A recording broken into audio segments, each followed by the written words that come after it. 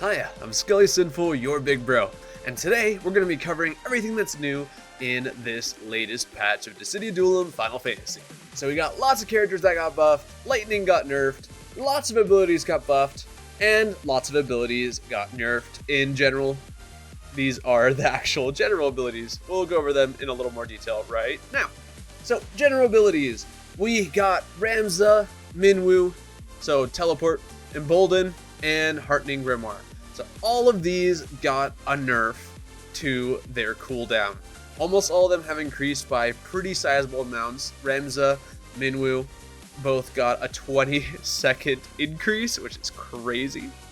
And Embolden got, I think that's 24. Anyway, so like all these abilities got their cooldown increased, meaning you have to be much more selective with how you use them. So no more free teleports for Rikkus. You have to actually make sure it's a life or death situation. Otherwise, you could be farmed. But yeah, so you have to be much more selective. You can't simply be cheering everyone on the map. You have to choose who's the most important person to cheer. Is it the right time to cheer, or should I save it for another 5 or 10 seconds to cheer the other character on my team? That kind of thing. Let's see, after that we have an increase to Memoria stats across the board. This just makes them more competitive, and it's super good for free-to-play players, as this is the equivalent to a UR at around +6 or +7 now. So very, very good increase. Growth Eggs also got an increase to their stats. This just means that you can put them in as a substitute or replacement for Memoria, or any support skills that you might not have super up to par. In general though, you still do not want to be using these as active abilities. They do nothing for you, but now they can work as some support abilities, so they have that going for them. Before, they were utterly useless besides the first pool, but now you can use them as a halfway decent support.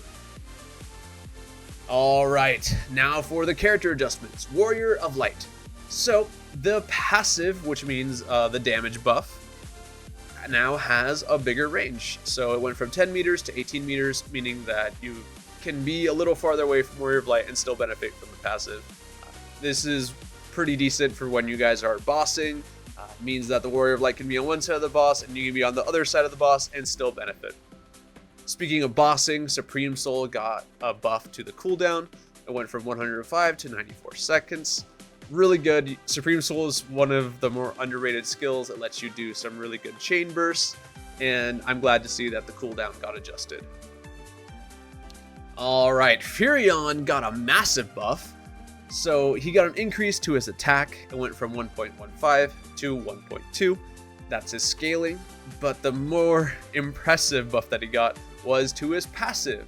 So it went from 20% to 60%, and if you don't know what his passive does, it's essentially lifesteal on abilities, like the damage that they do.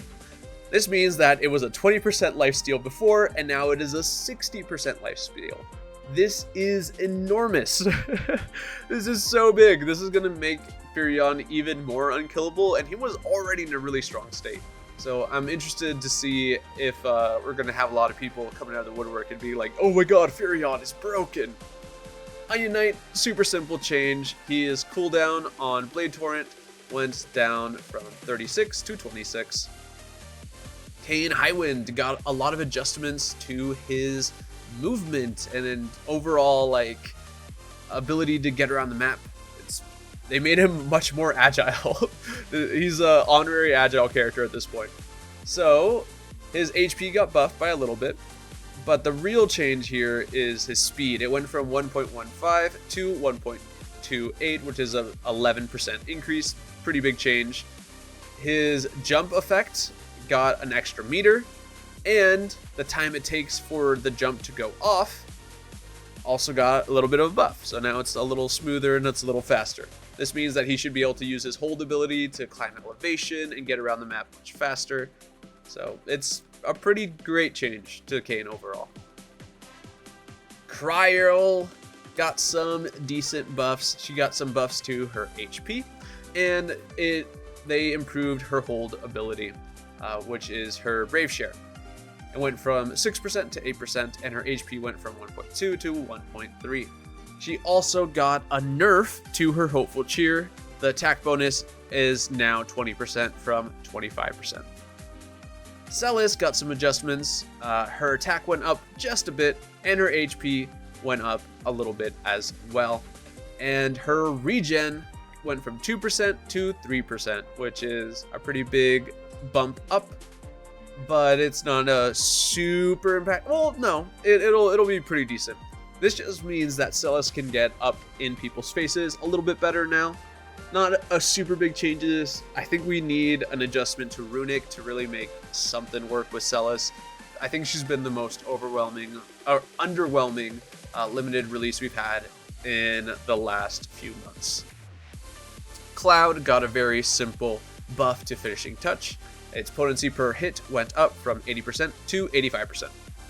Rinoa, her Meteor got a nice cooldown reduction. So this went from 90 seconds to 84 seconds. Aqua Burst got a adjustment as well, and the action time went from 4 seconds to 3.33 seconds. This just means that Aqua Burst will come out faster, and there will be less time spent recovering. So, great change. It means that Aqua Burst is more competitive again. I've always liked the skill. It's a really good get off me ability, and it should combo very well with her autos now. Rikku. So Rikku got some much needed adjustments to her defense and speed. I say this because she's going to be much weaker now thanks to the changes to some of the general abilities and her Mega Vitality. So she has more personal defense, more personal speed. Defense went from 1.15 to 1.3, and speed went from 1.12 to 1.16.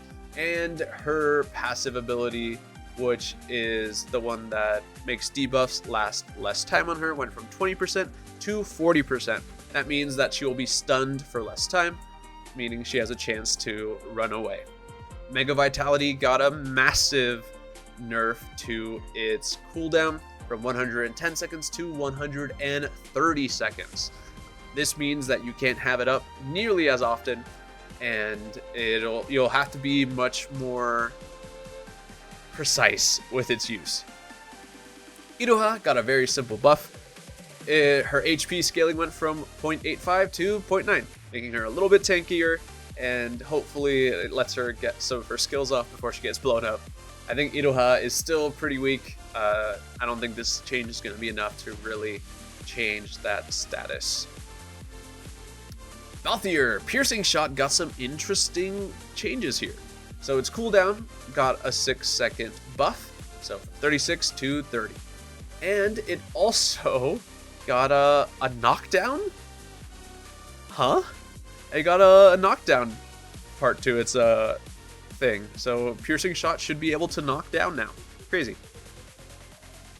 Lightning.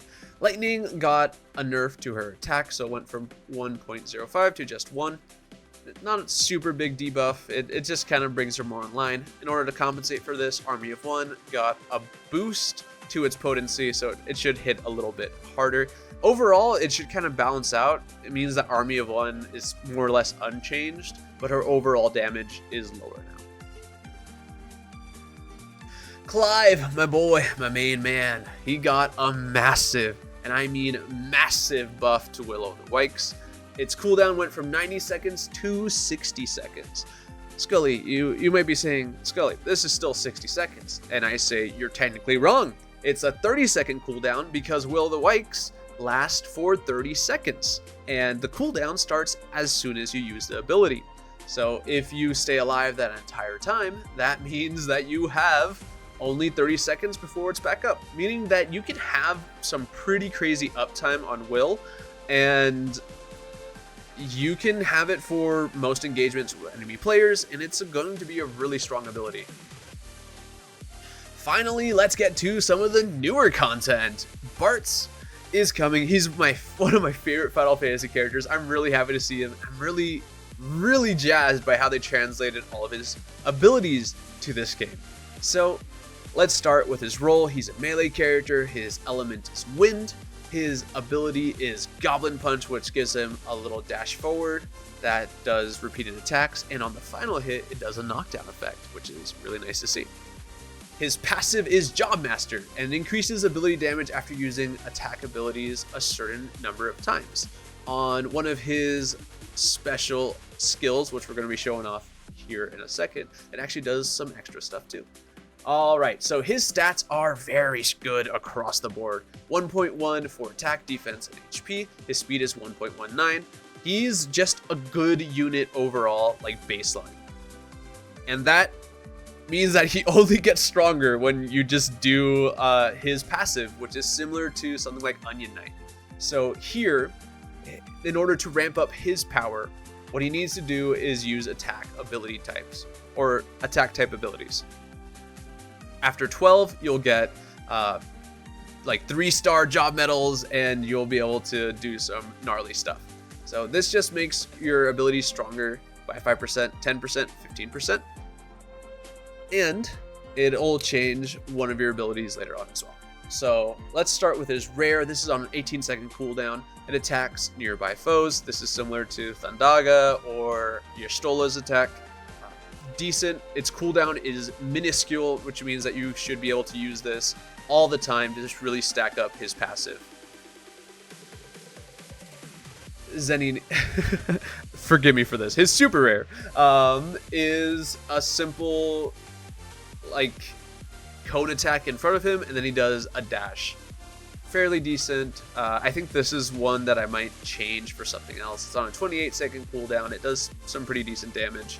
The AoE is very, very strong. It has some crazy reach. So it's, I feel like there's better stuff. I haven't figured out what I want to put in for this one, but it's pretty good overall. All right, then we have Dragon Cross Slash. So this leaps forward and attacks foes in a wide area, dealing high damage and stunning them. Basically, our boy Bartz looked at Cloud and at Kain and was like, I will be taking both of those. Thank you very much. It's a combination of those two URs, and it is really cool to see that his mime abilities and his job abilities from Final Fantasy V are represented here, and that is even more visible with his 34-second cooldown attack, his 34-second UR. Rapid Twin Thundaga Spellblade. I see that we are getting one of the best builds from Final Fantasy V in this game represented in this one ability. So we attack a foe in front of us for medium damage. At 2-star job medals, it does severe damage. At 3 stars, it stuns them as well. This is a crazy powerful attack. And the 5-second stun is quite ludicrous. But yeah, this is an awesome ability, and after playing Bartz for a little while, I love it. It's so good. Bartz in general has been one of the better limited time characters we've gotten. I think probably the best. He outshines Tidus, Sephiroth, and Celis easily. All right. So let's start with some other new things. We get a new boss, Gilgamesh. This was a really silly fight. I love this boss. It's really cool. And I'm really glad we got Gilgamesh. This is just some of the job ability like artwork. You can see there's the Buster Sword. He's also doing the Dragon Slash from Kain. Really cool stuff overall. Like I said before, Twin Thundaga Spellblade. Oh, sorry, Rapid Twin Thundaga Spellblade. It's important because it's a combination of, what was it? Hunter, Ninja, was it Mystic? I think so. Whatever the one was that allowed you to imbue your, I think it might have just been Spellblade actually, that imbues your stuff. It was the best one. It used to be like Flare and I think, was it Ultima that we used to infuse stuff in Final Fantasy V? Great game. Favorite game, one of my favorite games in the franchise. I think it's in my top 5. All right, here's actually something really important, and it's the limited time ultra rares. So we have Boko Chocobo Dash, which greatly increases movement speed by 24 seconds. I am going to be running this on Clive if I manage to get it, just because I want to see how fast Clive can go. See if I can run down some people. It should be really fun. And of course, the UR ability for Lena and Ferris. It's kind of cool to see both of them in this one ability. Tempting Tango, attack nearby foes for low damage, stunning them for 4 seconds. You can run a really annoying stun build on Bartz and basically keep them perma-stunned. I don't think we've seen this many stuns in this game. I think barrier stocks have gone up, which means that barrier breakability stocks have gone up. So we should be seeing almost like a rock paper scissors kind of thing going on, because people are going to start running stuns, and in response, people are going to start running barriers, and then people are going to start running barrier break. So if you have Earthbreaker or one of the more recent barrier break abilities, they're going to get some work. All right, later on, we are going to be getting some more general URs. We have one for Shantoto from Final Fantasy XI, I believe. And this repeatedly attacks foes in front of you for high damage and launches them into the air. And then, of course, we have the ultra rare ability Shiva Deep Chill, which decreases damage taken by 60% and nullifies status ailments for 14 seconds. This is a nice middle ground between some of our other ultra rare barrier abilities. And this one just so happens to be Best Girl Jill Warwick from Final Fantasy XVI. Really happy to see some new art of her. Clive, my boy Clive, is going to be rocking this ability no matter what. Alright, now we have our new skin for this month, and it is adorable. Krile, Mog, and me. Really cute skin. I love what they did with this one. I don't really play Krile, so I will not be rolling on it. I think the only character who I'm going to roll an outfit for is going to be Clive whenever he gets something cool. Alright, and finally we have the anniversary event. We get up to 200 free draws. So these are 10 daily draws for 20 days, I believe. And we also got some special missions that will be giving us additional currency, tickets, Mongpay, that kind of stuff. So just a lot of really fun freebies. And of course, if you're willing to spend some cash, they have some exclusive packs on the Mog station. So if you want to spend money, that's probably the best way to do it. Otherwise, the other stuff we're getting with the draws and the missions should be good for all the free-to-plays out there. We are also getting the red crystals back. This was pretty surprising to me, but we are getting red sealed ability crystals, and they will get us one guaranteed character exclusive UR ability. So only 3 can be obtained, and it is from the original 16. So we will see if we manage to land anything that we like. This means we're getting 3 URs for free. Awesome. But I'm also like, man, we don't get to choose at least. My Clive URs need some more strength. But yeah, other than that, we got some new stuff coming in September and October. I think November they said they're taking a break from releasing a new character, and we'll see someone new in December. Hopefully it's Noctis. As for speculation, Final Fantasy IX is actually one of my dead zones. I haven't played it yet. I hear really good stuff about it. Hopefully it's a villain. I think we need more villains on the roster. Final Fantasy XIV. This one's interesting. I really don't know who they could bring. I know it'll probably be Y'shtola because we already have a Y'shtola ability. But a part of me is really like, wouldn't it be cool to see Emmett Selk? Wouldn't it be cool to see maybe Thancred? I think Thancred would be really cool. I want to see his interactions with Gaia. I think that would be really awesome. More likely than not, it's going to be Y'shtola. But how cool would it be to get the Warrior of Light, like Derplander or something like that, and have them have some sort of job switching ability? That would be pretty cool. But I guess we'll just have to wait. More likely than not, it's going to be Y'shtola. My Hail Mary, I really hope they do it, but they probably won't, would be Emmett Selk. I just want to see him in modern day clothing. I think it would be awesome. Anyway, that's been all for me.